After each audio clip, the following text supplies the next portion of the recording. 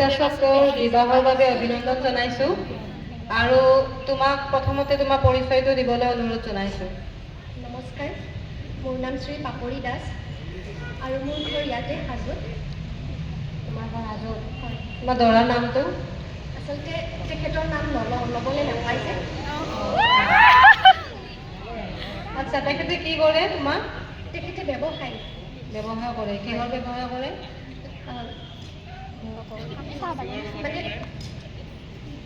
তেওঁলোকৰ মানে তেওঁৰ আৰু